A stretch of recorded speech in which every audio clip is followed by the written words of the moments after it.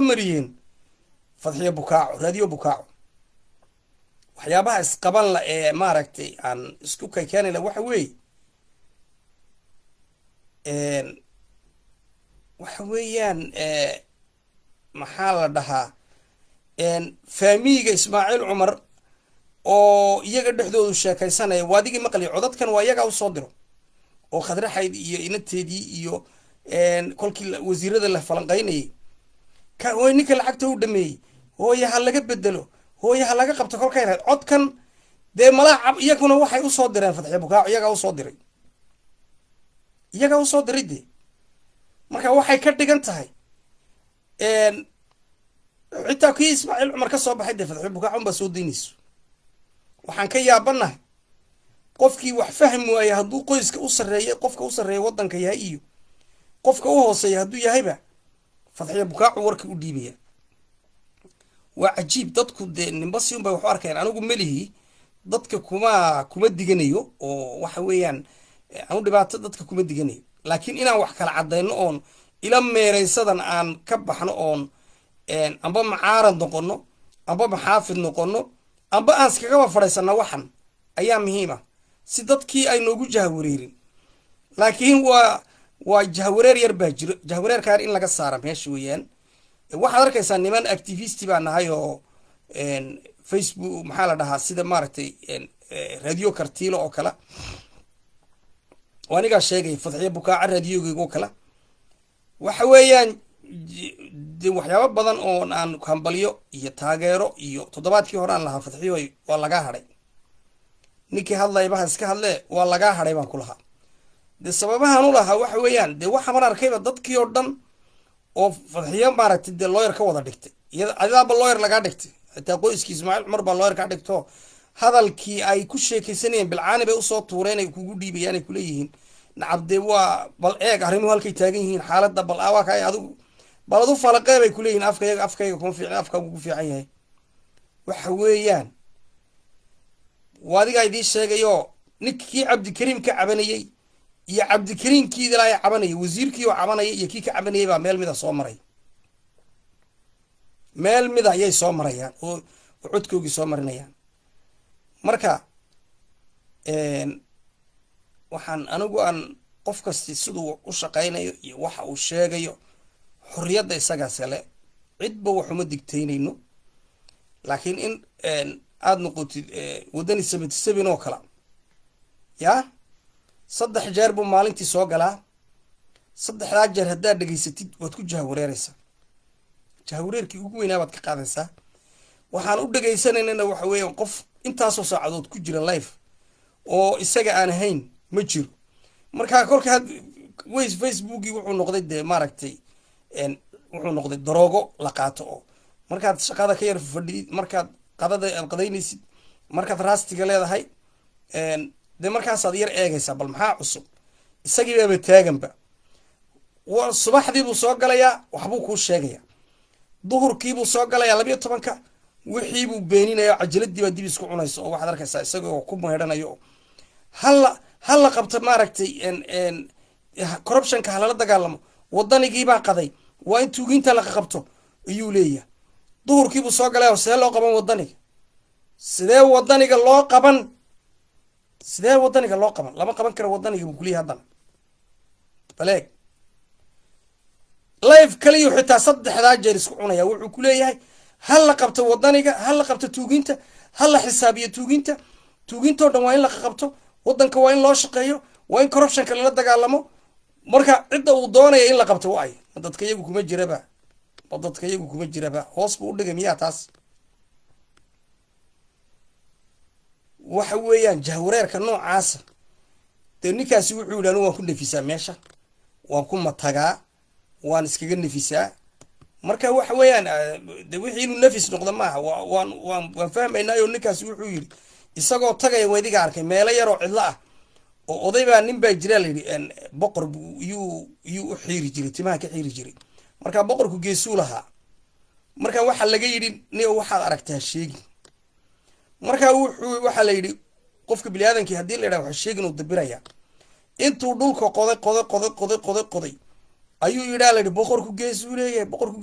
meeshii bay ka soo baxdaa la yidhi boqorku geesuu leeyahay geed ay ku sawiranto boqorku geesuu leeyahay ay ku sawiranto bay ka soo baxdaa marka ninkii baa la soo qabtaa la yidhi marka waa dil waa la maxkamadda la soo taagay war maxaa kugu kalifay buu yidhaa la yidhi inaad sheegtid boqorku geesuu leeyahay markaasuu yidhaa la yidhi dee yaa sheegay anu cidna uma sheegin dee waa kan dhulkay ka soo baxdaa la yidhi markaasuu yidhaa la yidhi dee waan dabiray markaan dabiray dee si kaloon sameeyaan garan waayo oo inaan dhintaan ka baqay laba dhimasho midkii ii roon ayaan kala garan waayay in lay dilo iyo inaan dhimasho inaan dabira ku dhinto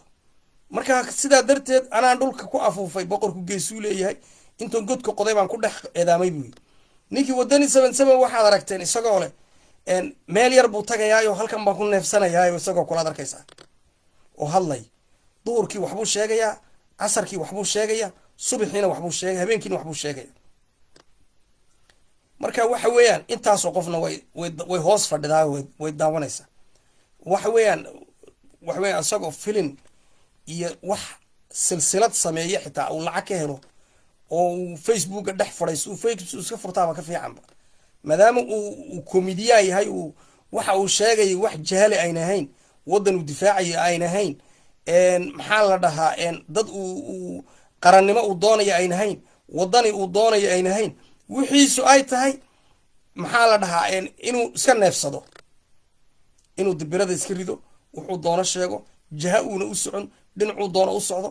marka inay idaacadaha iyo dadka activistigi sidaa wadani 77 noqdaan ma aha taan ka wadi waa taas weeyaan waxa weeyaan dadkan yakaa shookaanka fuulay ku wasiir laga dhigay ku director laga dhigay ku maaragtay wardee haddaba hadday sidan tahay wixiiba ma ka dhignaa wasiiradayada yaan la taaban dhulka hala sifeeyo wasiiradda dowladda hala sifeeyo dad shaqeeya hala keeno wasiiradayadu kuma jiraan wasiiradayadu waa lama taabtaan kuwayagu waa lama taabtaan waa wadani kuwayagu waa dhalad waa asal kuwayagu waa dhalad asal weeyaan ya dadka wadanka hala hagaajiyo dowladdu waa inay shaqayso madaxweynuhu waa inuu shaqeeyo ciidamadu waa inay shaqeeyaan jandaaranka waa in jandaaranow ma taaban kartiin waa wadani ha taabanina lacagaha waa in laga soo saaro guryaha waa in la xisaabiyo waa in xisaab la galo u celiya lacagtiisa iyo baabuurtiisa iyo aqalkiisa u celiya xisaabta qofun baa laga bilaaba qofkay doontaa haato waxaa muhiima anigu maalintii horeysa waan iga yidhi war hadday xisaabay bilaabantay way fiican tahay xisaabta qofkii maaragta amba waa lagu helay uun amba waa lagu waayey uun qofna khalad in lagu taageero horta cadaaladba maaha haddaad kulleyba cadaalad ka hadlaysa khalad walaalkaa waxaa la yidhi magtana la bixi markhaatigana ku fur waxa weeyaan haddii ay cadaaladi bilaabanto dee waa waxa anaguba ka hadlayna raadinayn marka dadkani mucaaradka maxaafidka isku sheegay ee dowladda dhexdeeda maaragtay dhaliisha iyo cambaaraynta ka wado dee maxay mucaarad ma naf bay waxay odhan kari layiin mucaarad baan nahay ma intaabay ka xishoodeen inaad shidaarad iyo shidaarad baadiye inaad la timaado tidhaahay mucaarad haddaan ahay waxba ma sheegi karaye madaxweynaha waan taageersanahay baan odhan marka halkaasay dhaliish ayaan dhex marinayaa waxa dee waa lagaa shidaaradaysan yahay dadku shidaarad baadiyaha way wada yaqaaniin marka waxa weeyaan wixii mucaaradowna mucaaradkaaga dee ilaa inta aad ka daalaysa qofku uu daali karaayo oo isbedeli karaa oo wuxuu odhan karaa jihadan waan wiicin karaa oo xaquuq buu u leeyahay dee mucaaradnimadaada adkeey oo midhaheega hala arko oo wacyigelinteeda iyo isku xidhka dadka iyo waxyaabaha sida aad qaraarka uga qaadanaysid markaad aad ka warramaysid amba aad falanqaynaysid aad dhexdhexaadka uga noqonaysid eed runta halka ay taalo aad u garab joogsanaysid laakiin inaan fadlan ku shuban noqono anigu taa waan dhaliilayaa arrimaha waxaan sii falanqayn doonaa maxaa la dhahaa haddii ilaahay idhaaho haddii ilaahayba na gaadhsiiyo oo maaragta aan nool lahay jimcaha idaacado badan waxaan u malaynayaa inaan laga guuraya hadday sida kusii socdaan idaacado badan in iridaha loo xidhayo ayaan u malaynayaa amba dee raadiyooga unbaad noqonaysin cumar soori iyo maaragtay wadani 77 iyo maaragtay gudaha dibadda kama hadli karayna hoos baan u eedaamayna odhanay amba waxaad noqonaysa inuu dad activisti ah oo u shaqeeya dhibaatada ka shaqeeyo laakiin kii aan shalay ka dacwoonayay baan haddana u dacwinaya kii aan shalay ka dacwinayay ayaan maanta u dacwinaya kii aan shalay aan ka dacwoonayay aan meel walba aan ka dacweynayay baan maanta u dacwinaya anagu waxaan arkaynaa inay tahay laba midood mid wixii inay wax kharash ku shaqeeyay iyo kolba qofkii ku shugtay kharashka uu maaragtay wuxuu doono dhex marsado iyo inay yihiin maaragtay de wax ila meereyso oo kale iska maaragtay de beradhacsi ah marka xaaladaha ma kala cadayn kara anigu dadkaas ogaan karo oo kala cadayn karo anigu hadda xaaladaha marka la eego dad baa niba sidoo doono u qaadan kara anigu waxaan ka hadlay waxa weeyaan war maanta markaad macaarad tahay ma aragtay adoo macaarada xitaa inaad xaquuqda qofka ku xadgudubtid looma baahno ood ku talax tegtid waxaad isku haysiin waa siyaasad inaad siyaasadda ka hadashid siyaasad xumadiisa ka hadashid maamulkiisa ka hadashid daliishiisa ka hadashid weyaan laakiin inaad shaksiyadiisa iyo dharkiisa iyo magaciisa iyo wuxuu yahay iyo balaba iyo asal maaha dhaladkiisa maxaygii ka dhaladka kana dhalad ahayn kana karar ka dhigay anu waxaan ii sheegayaa macaarad haddaad tahayna qofna inaad ku xadgudubtid ood ku talax tegtid looma baahno haddaad maxaafid tahayna inaad qof ku xadgudubtid looma baahno laakiin dadku waa inay kala cadaadaan war ma hoos baad u eedaamaysiin kolkaad macaaradkii ku badbaadi weyda inaad cabsooteen ma waxaad tidhaaheen laba dilmo midkii roon ninkaasba waa ka yidhi inaan de biro ku dhinto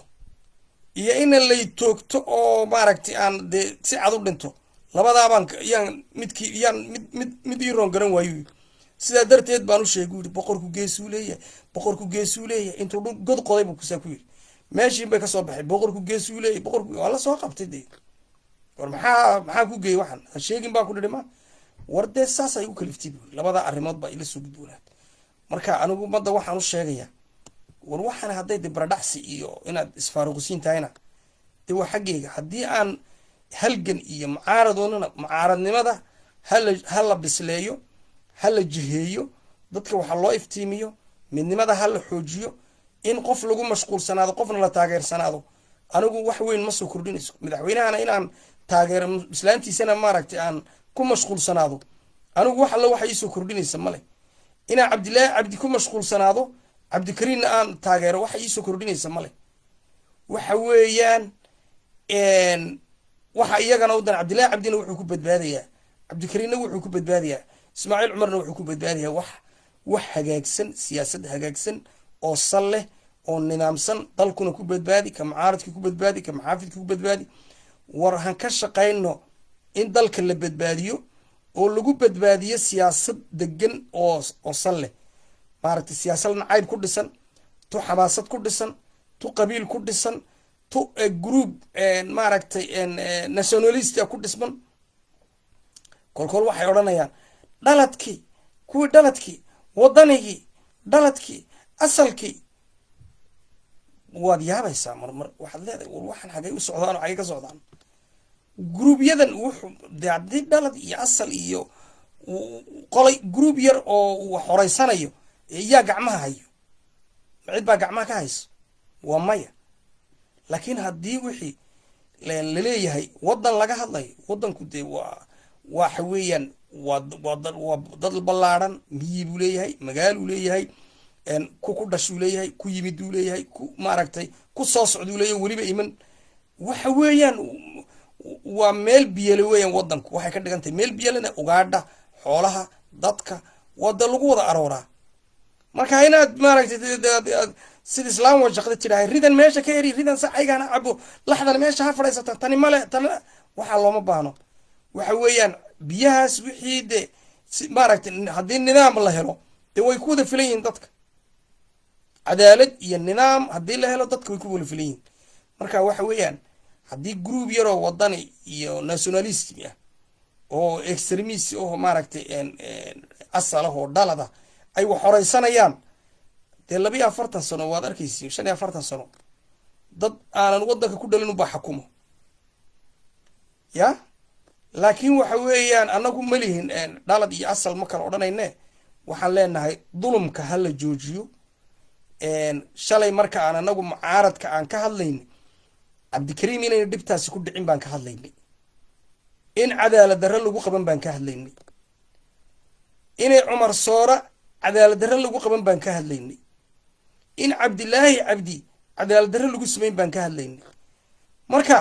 iyakuna waa dadkii hubka iyo nala dhacaya maaragtay ee midyaaga naga gantaalada nagula dhacay ee dhalinyarta qaawinay ee dadka bahdilay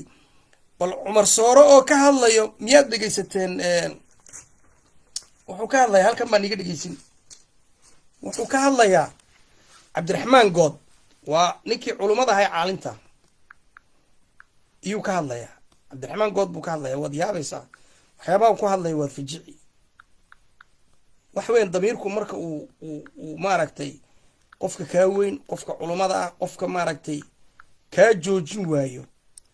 ee aad waxaa doonti uun iskaga hadashi ya waa yar waxa weeyaan dhibaata ku jirto baleega bal dhegeysta waa qadxumaaga kaa kulantay laakiin waa qadxumaaga kaa kulantay arrinkana waad garanaysaa haddii cid la waaninaya la rabo cabdiraxmaan barkad kuwaad la joogtayna adiga ka mid tahay madadaalinaya dadka iyo bulshooyinka reer Jabuuti madadaalinaya ayaad waanin lahayd haddii cid la waaninayo kow talabaad waxaan ku arkaa mad garanaysaa dallaankii rabay si loo dhalo inay baraan waalidkood waxaad iluusan tahay aniga waqtigaana baray madaxweyne Ismaaciil Cumar Geliye siyaasadiisa waqtiga ayaana baray waxaan ogsoonahay maanta kamidna aan nahay aniga qaar kaloo badan oo reer Jabuuti oo madadaaladan aad wadinay marin inuu Ismaaciil Cumar isagoo madaxweynahan uu gunta u xidhay qarannimada iyo dadnimada reer Jabuuti waxaan mudan inaan xasuusiyo adiga qaar kale bal dhegeysta waa kaas bal dhikaas eega waxa weeyaan qofku hadduu xishoon waayo war anagu erbebeeda waan ku jiraynay meelaha ugu hooseeya maahayna meelaha ugu sarreeyaan joogayna anagu Ismaaciil Cumar iyo aniga qof nooma dhaxayn marka uu kambaaniga sameynay ka tarbantineefki sawirada haddaad dib u eegtiin ood haysiin fiidiyoda waad arkaysiin anigu inaan qof mucaarad ah ama qof naga soo horjeeda anoo caayaya weligay lama arkin xitaa Ismaaciilka aan daba joogay dee ma ammaanayn laakiin waan taageersanaa oo aniga daba joogay la shaqaynay taageeraan u daba joogay waa run laakiin inaan talax tag badan iyo been badan dee ma jirin waxa weeyaan war ninkan dee xasan guuleed baa meesha ka dhacay ninkan waxaan u arkaynay inuu nin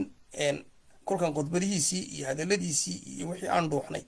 nin dee na gaadhsiinaya dee maaragtay horumar dee taas un baan lahayn aad ka heshin laakiin wax gaara iyo wax isku macaanaysa kuwan meesha ka hadlayo cumar soorahan iyo kuwan meesha ka hadlay maalintii baan 50 kun mishaaro iyaan u qaatay yoomiye anigu kolkaan anu Ismaaciil la shaqaynay 50 kun baan yoomiye u qaatay ilaahay baa igu 50 kun oo faranka Jabuuti ayaa yoomiye laygu siiyay kambani maalintii 50 marka kuwani bishii baa 50 la siiyay hadday ugu badan yihiin aba 60 aba 70 60 bal waxay ku hadlayaan dadka ku caayayaan ay ku fadeexadaynayaan eega marka dadku damiirkooga ayaa kala sareeyo way kala han weyn yihiin anigu marka waxa weey Ismaaciil waxa uu la shaqaynayn wax yar uu dhibi iyo wax yar aan ma ahayn waxay ahayd waa rajada aan wadanka ka qabnay iyo horumarka iyo mashaariicda uu soo wadi iyo mustaqbalka hiigsiga iyo nolosha waxaan ka eegayna iyo ilmaha yaga marka adalka ku dheeraan maayo waxaan la u hambaysanayaa maaragtay maalmaha soo socda haddii Ilaahay na gaarsiiyo waxa saleenahay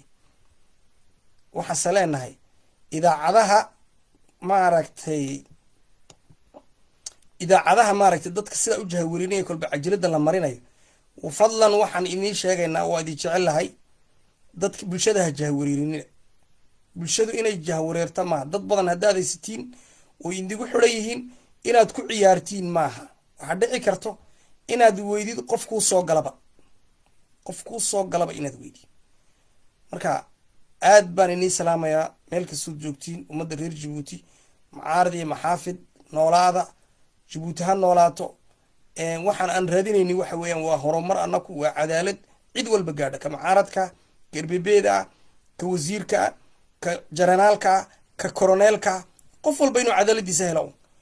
iyaguna waxa ay leeyihiin waar kala sarrayntaa yaran ku noolaano ciddii aan wax siin karna ee maaragtay aan aragna inay nala dhiilgaraynaysana waxaan siino taas weeyaan war naga aamusa xitaa annagaana naga idhaa war naga aamusa wixiina iska qaato marka waxaan ka hadlayna anaku waa waxa weeyaan waa on generaal waxaan ka hadlayno aad baan idin salaamayaa waa walaalkiin migil mandal jabuuti oo intaa idinla wadaagayo wasalaamu calaykum